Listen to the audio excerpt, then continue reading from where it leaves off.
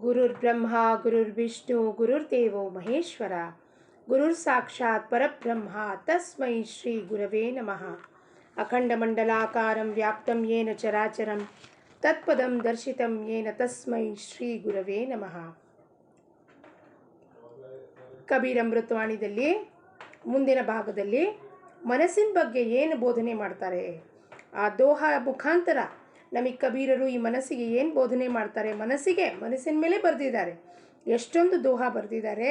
ಮನಸ್ಸು ಹೆಂಗಿದೆಯಪ್ಪ, ಅಮೃತ ಬಿಂದು ಉಪನಿಷತ್ತಲ್ಲಿ ಹೇಳ್ತಾರೆ, ಮನ ಏವ ಮನುಷ್ಯಾಣಂ ಕಾರಣಂ ಬಂಧ ಮೋಕ್ಷಯೋ ಬಂಧಾಯ ವಿಷಯ ಸಂಗೋ ಮುಕ್ತಿರ್ ನಿರ್ವಿಷಯ ಸ್ಮೃತಂ. ಅಂದರೆ ಮನಸ್ಸೇ ಎರಡಕ್ಕೂ ಕಾರಣ, ಈ ಬಂಧನಕ್ಕೂ ಕಾರಣ, ಮೋಕ್ಷಕ್ಕೂ ಕಾರಣ. ಅದಕ್ಕೆ ಯಾರು ಪುನಃ ಪುನಃ ಪುನರಪಿ ಜನನಂ ಪುನರಪಿ ಮರಣಂ ಯಾರಿಗಾಗತ್ತೆ? ಈ ಮನಸ್ಸಿಗಾಗತ್ತೆ. ದೇಹ ಪಂಚಮಹಾಭೂತದಿಂದ ಮಾಡಿದೆ, ಅದು ಪಂಚಮಹಾಭೂತದಲ್ಲಿ ಸುಟ್ಟು ಹಾಕಿದಾಗ ಬೂದಿಯಾಗಿ ಹೋಗುತ್ತೆ, ಅದು ಎಲ್ಲೂ ಹೋಗೋದಿಲ್ಲ, ಅದು ಅಲ್ಲೇ ಮಣ್ಣಾಗಿ ಹೋಗುತ್ತೆ. ಆದರೆ ನಮ್ಮ ಜೊತೆ ವಾಪಸ್ ಪುನಃ ನಾವು ಎಲ್ಲಿ ಹೋಗ್ತೀವಿ, ವಾಪಸ್ಸು ಏನು ಹೋಗುತ್ತೆ? ಮನಸ್ಸಿನ ಮುಖಾಂತರ ಮಾಡಿದ ಎಲ್ಲ ಕರ್ಮಗಳು ತಗೊಂಡು ಸೂಕ್ಷ್ಮ ರೂಪದಲ್ಲಿ ಹೋಗಿ ಪುನಃ ಇನ್ನೊಂದು ಡ್ರೆಸ್ ಹಾಕ್ಕೊಂಡು, ಡ್ರೆಸ್ ಅಂದರೆ ದೇಹವನ್ನು ಧರಿಸಿ ಪುನಃ ಈ ಪೃಥ್ವಿ ಮೇಲೆ ಜನ್ಮ ಜನ್ಮಾಂತರದಲ್ಲಿ ಬರ್ತಾ ಇದ್ದೀವಿ. ಅದಕ್ಕೆ ಮನಸ್ಸಿಂದ ಬಿಡುಗಡೆ ಹೊಂದಬೇಕು ಅಂದರೆ ಏನು ಹೇಳ್ತಾರೆ ಕಬೀರರು? ಹೇಳ್ತಾರೆ,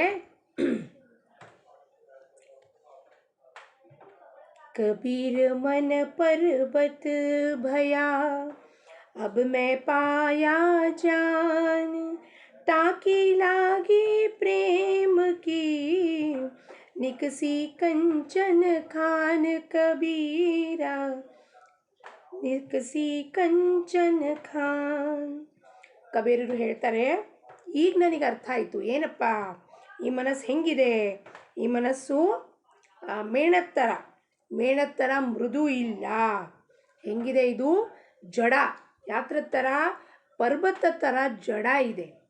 ಅದು ನಾವು ಒಳ್ಳೆ ಭಾವನೆ ಸದ್ವಿಚಾರದಿಂದ ನಾವು ಆ ಮನಸ್ಸನ್ನು ಕಂಟ್ರೋಲ್ ಮಾಡಿದ್ರೆ ಏನಾಗತ್ತೆ? ಅಲ್ಲಿ ದೊಡ್ಡದು ಒಂದು ಖಜಾನ ಏನಿದೆಯೋ ಒಳಗೆ ಪರಮಾತ್ಮನ ಖಜಾನ ನಮಗೆ ಸಿಗತ್ತೆ. ಅಲ್ಲಿ ಒಳಗಿರೋದು ಯಾವುದಕ್ಕೆ ಖಜಾನ ಅಂದರೆ ಪರಮಾತ್ಮನ ಖಜಾನ. ಕಂಚನ ಖಾನ್ ಅಂತಾರೆ. ಖಾನ್ ಅಂದರೆ ಖಜಾನ, ಕಂಚನ್ ಅಂದರೆ ಬಂಗಾರ, ಅಂದರೆ ಗೋಲ್ಡ್. ಆ ಗೋಲ್ಡಿನ ಖಜಾನ ಸಿಗತ್ತೆ. ಗೋಲ್ಡ್ ಅಂದರೆ ಯಾರಿಲ್ಲಿ? ಪರಮಾತ್ಮ. ಮನಸ್ಸಿಗೆ ಒಳ್ಳೆಯ ಸದ್ಭಾವನೆ ಸದ್ವಿಚಾರಗಳಿಂದ ತುಂಬ್ತಾ ಹೋದರೆ ಆ ಮನಸ್ಸು ನಮಗೆ ಜಡ ಮನಸ್ಸಿಂದ ನಾವು ಸೂಕ್ಷ್ಮ ಅಂದರೆ ಸೂಕ್ಷ್ಮ ಇದೆ ಮನಸ್ಸು, ಅಲ್ಲಿಗೆ ಕರ್ಕೊಂಡು ಹೋಗಿ ಪರಮಾತ್ಮನ ದರ್ಶನ ನಮಗೆ ಅದೇ ಮನಸ್ಸು ಮಾಡಿಸತ್ತೆ. ಹೊರಗಡೆ ಹೋದರೆ ಪ್ರಪಂಚದ ವಿಷಯ ಬೀಳತ್ತೆ. ಅದೇ ಮನಸ್ಸು ಒಳಗೆ ತಗೊಂಡೋಗಿ ಪರಮಾತ್ಮನ ಹತ್ರ ಕಟ್ಟಿದ್ರೆ ಪರಮಾತ್ಮನ ದರ್ಶನ ಮಾಡಿಸತ್ತೆ. ಮುಂದೇನು ಹೇಳ್ತಾರೆ? ಕಬೀರ ಯಹ ಮನ ಲಾಲಚಿ ಸಮझे नहीं गवार भजन करन को आलसी खाने को तैयार कबीरा खाने को तैयार. ಏನು ಹೇಳ್ತಾರೆ ನೋಡಿ, ಈ ಮನಸ್ಸು ಎಷ್ಟು ಗ್ರೀಡಿ, ಲೋಭಿ ಇದೆ, ಎಷ್ಟು ಅದಕ್ಕೆ ಲಾಲಸೆ, ಆಸಕ್ತಿ, ಯಾತ್ರದ ಆಸಕ್ತಿ ಇದೆ. ವಿಷಯ ವಸ್ತು ತಿನ್ನಬೇಕು. ಗವಾರ್ ಅಂತಾರೆ ಅದಕ್ಕೆ, ನೀವು ಫುಲಿಶ್ ಅಂತಾರೆ, ಮೂರ್ಖ ಅಂತಾರೆ. ಅದಕ್ಕೇನು ಅರ್ಥ ಆಗೋದೇ ಇಲ್ಲ ನಿಜ ಸತ್ಯ ಏನು. ಭಜನೆಗೆ ಬನ್ನಿ, ಸತ್ಸಂಗಕ್ಕೆ ಬನ್ನಿ, ಧ್ಯಾನ ಮಾಡೋಣ, ಜಪ ಮಾಡೋಣ, ಭಗವಂತನ ಕೃತಿ ಹೇಳೋಣ, ಮನಸ್ಸು ಯಾವತ್ತೂ ತಯಾರಾಗೋದಿಲ್ಲ. ಇಲ್ಲ, ಇವತ್ತು ಭಜನೆಗೆ ಹೋಗೋದು ಬೇಡ, ಅಲ್ಲಿ ಯಾವುದೋ ಫಂಕ್ಷನ್ ಇದೆ, ಇಲ್ಲಿ ಯಾವುದೋ ಫಂಕ್ಷನ್ ಇದೆ, ಅಲ್ಲಿ ಹೋಗೋಣ. ನಮ್ಮ ಕಾಲಹರಣ ಹೆಂಗೆ ಮಾಡಬೇಕು? ಮನಸ್ಸು ಎಳ್ಕೊಂಡು ಅಲ್ಲಿ ಕಡೆ ಹೋಗುತ್ತೆ ನಮಗೆ. ಆದರೆ ಯಾವಾಗಲೂ ಊಟ ತಿಂಡಿ ಮಾಡಬೇಕು, ರುಚಿಯಾದ ಅಡುಗೆ ತಿನ್ನಬೇಕು. ಅದರಲ್ಲಿ ಮನಸ್ಸಿಗೆ ಹೇಳ್ತಾರೆ, ಅದಕ್ಕೆ ಮೂರ್ಖ ಮನಸ್ಸೇ, ನೀನು ಈ ಜೀವನ ಕಾಲದಲ್ಲಿ ಬಂದು ಊಟ ತಿಂಡಿ ಮಾಡಲಿಕ್ಕೆ ಬಂದಿದ್ದಿಲ್ಲ, ನೀನು ಭಗವತ್ ಪ್ರಾಪ್ತಿಗೋಸ್ಕರ ಬಂದಿದೆಯಾ. ಆ ಭಗವತ್ ಪ್ರಾಪ್ತಿಯನ್ನು ಭಜನೆ ಮುಖಾಂತರ, ಜಪದ ಮುಖಾಂತರ, ಸತ್ಸಂಗದ ಮುಖಾಂತರ ತಿಳಿದು ಪಡ್ಕೊಂಡು ನಿನ್ನನ್ನು ನೀನು ಉದ್ಧಾರ ಮಾಡ್ಕೊಳ್ಳಪ್ಪ. ಮುಂದೇನು ಹೇಳ್ತಾರೆ? कबीर मन मरकट भया नेक कहूँ ठहराए, राम नाम बांधे बिना, जित भावे तित जाए कबीरा, जित भावे तित जाए. ನೋಡಿ ಕಬೀರ ಏನು ಹೇಳ್ತಾರೆ, ಕಬೀರ ಮನ ಮರ್ಕಟ್ ಭಯ. ಮರ್ಕಟ ಅಂದರೆ ಮಂಕಿ ಮೈಂಡ್ ಅಂತೀವಿ ನಾವು. ಮಂಕಿ ಮೈಂಡ್ ಯಾವಾಗಲೂ ಒಳಗೆ ಚಿಟಿ ಚಿಟಿ ಚಿಟಿ ಕುಚು ಕುಚು ಕುಚು ಕುಚು ಕುಚು ಕುಚು ಅಂತಿರುತ್ತೆ. ಇದು ಮಾಡ್ಲೋ ಅದು ಮಾಡ್ಲೋ, ಈ ನಿಮಿಷಕ್ಕೆ ಇಲ್ಲಿದ್ರೆ ಇನ್ನೊಂದು ನಿಮಿಷಕ್ಕೆ ಎಲ್ಲೋ ಓಡ್ ಹೋಗಿರುತ್ತೆ. ಅಷ್ಟು ಶಕ್ತಿ ಇದೆ ಆ ಮನಸ್ಸಿಗೆ. ಈ ಕ್ಷಣದಲ್ಲಿ ನಾನು ಬೆಂಗಳೂರಲ್ಲಿ ಕೂತಿದ್ರೆ ಮುಂದಿನ ಕ್ಷಣಕ್ಕೆ ನಾನು ಅಮೇರಿಕಾಗೆ ಹೋಗ್ಬೋದು, ಮುಂದಿನ ಕ್ಷಣಕ್ಕೆ ನಾನು ಊಟಿಗೆ ಹೋಗ್ಬೋದು. ಅಷ್ಟು ಮನಸ್ಸಿನಲ್ಲೇನು ಸಾಮರ್ಥ್ಯ ಇದೆಯೋ ಅದೇ ಮನಸ್ಸನ್ನು ತಗೊಂಡು ಹೋಗಿ ನಾವು ಪರಮಾತ್ಮನಿಗೆ ಕಟ್ಟಾಕಿದ್ರೆ ಪರಮಾತ್ಮನ ದಿವ್ಯ ಅನುಭವ ಪ್ರಚೀತಿಗಳು ನಮಗೆ ಬರ್ತಾವೆ. ಎಲ್ಲ ಕಡೆ ಓಡೋಗ್ತಾ ಇರುತ್ತದು. ಒಂದು ನಿಮಿಷಕ್ಕೆ ವೇಗವಾಗಿ ಹಾರೋಗ್ತಾ ಇರುತ್ತೆ. ಹೆಂಗೆ ಹನುಮಂತ ಹಾರೋಗಿದ್ದ ಹಂಗೆ ವೇಗವಾಗಿ, ಅತೀ ವೇಗವಾಗಿ ಒಂದು ಕ್ಷಣನೂ ಇರೋದಿಲ್ಲ ಅದು.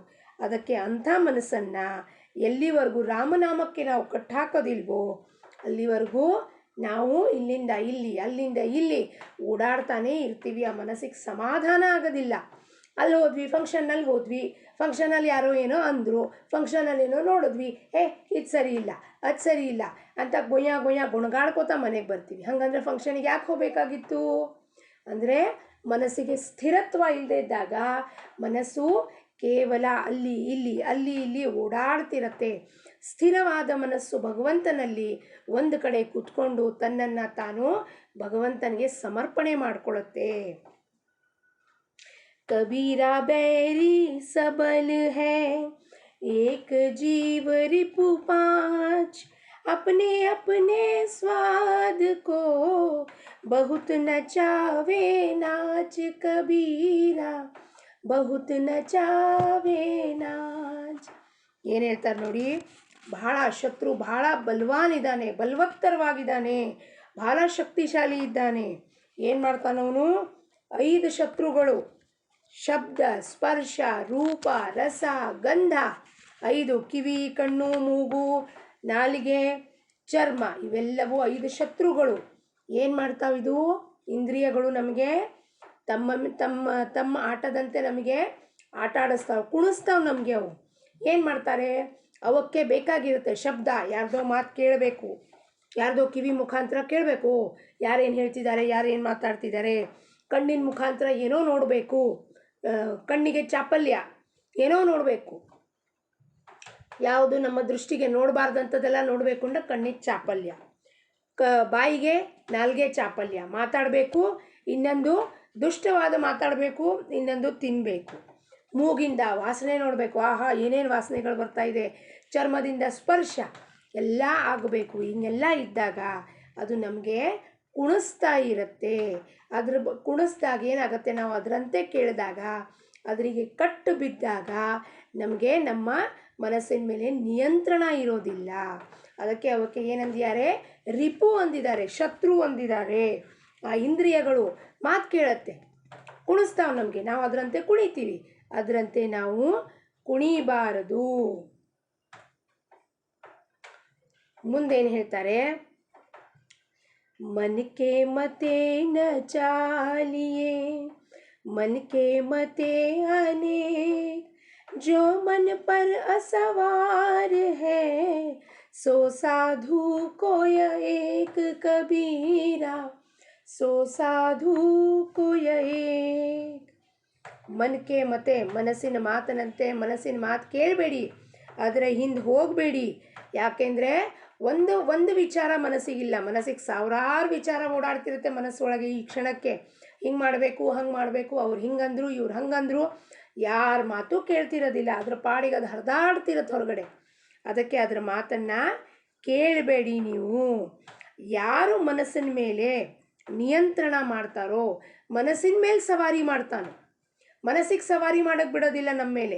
ನಾವು ಮನಸ್ಸಿನ ಮೇಲೆ ಸವಾರಿ ಮಾಡಿದಾಗ ಅಂಥವನು ಒಬ್ಬ ವಿರಳ ಸಾಧು ಅಂತಾರೆ. ಸಾಧು, ಸಜ್ಜನರು, ಸತ್ಪುರುಷರು ಅಂತ ಸದ್ಗುರು ಅನ್ನಿ, ಅವಧೂತ ಅನ್ನಿ, ಮನಸ್ಸಿನ ಮೇಲೆ ಅವನಿಗೆ ನಿಯಂತ್ರಣ ಇರುತ್ತೆ, ಹತೋಟಿ ಇರುತ್ತೆ, ಅವನಿಗೆ ಗೊತ್ತಿರುತ್ತೆ ಈ ಮನಸ್ಸು ಏನು ಹರಿದಾಡ್ತಿರುತ್ತೋ ಇದನ್ನು ನಾನು ಭಗವಂತನ ಹತ್ರ ಕಟ್ಟಿದ ಮೇಲೆ ಅದರ ಯಾವ ಆಟವೂ ನಡೆಯೋದಿಲ್ಲ. ಅಂದಮೇಲೆ ಏನಿರುತ್ತಲ್ಲ ಅವನಿಗೆ, ಕೇವಲ ಅವನು ಭಗವಂತನ ಆಟ ಅಂತಂದ್ಬಿಟ್ಟು ಈ ಪ್ರಪಂಚವನ್ನು ನೋಡ್ತಿರ್ತಾನೆ. ನಾವು ಮನಸ್ಸಂತೆ ಕೇಳಿಬಿಟ್ಟು ಸಾವಿರಾರು ವಿಚಾರದಲ್ಲಿ ಹರಿದಾಡಿ ದುಃಖ, ಮನಸ್ತಾಪ, ಕ್ಲೇಶ ಉಂಟು ಮಾಡಿಕೊಂಡು ಭವಸಾಗರದಲ್ಲಿ ಸಿಕ್ಕ ಬಿದ್ದು ಒದ್ದಾಡ್ತಿದ್ದೀವಿ. ಅದೇ ಮನಸ್ಸನ್ನು ರಾಮನ ಹತ್ರ ಕಟ್ಟಿದ್ರೆ ನಮಗೆ ಶಾಂತಿ, ಸಮಾಧಾನ, ನೆಮ್ಮದಿ, ಪರಮಾನಂದ, ಭಗವಂತನ ಪ್ರಾಪ್ತಿ, ಭಗವತ್ ಸುಖ ಸಿಕ್ಕೇ ಸಿಗತ್ತೆ ಅಂತ ಕಬೀರರು ಈ ದೋಹಾ ಮುಖಾಂತರ ನಮಗೆ ತಿಳಿಸ್ತಾರೆ. ಕಬೀರರ ಚರಣಕ್ಕೆ ದೋಹವನ್ನು ಅರ್ಪಿಸುತ್ತಾ ನಮ್ಮ ಮನಸ್ಸನ್ನು ರಾಮನ ಹತ್ರ ಕಟ್ಟಿಟ್ಟು ಪ್ರಪಂಚವನ್ನು ದಕ್ಷತೆಯಿಂದ ಮಾಡೋಣ. ಎಲ್ಲರಿಗೂ ಒಳ್ಳೆಯದಾಗಲಿ. ಲೋಕ ಸಮಸ್ತ ಸುಖಿನೋ ಭವಂತು.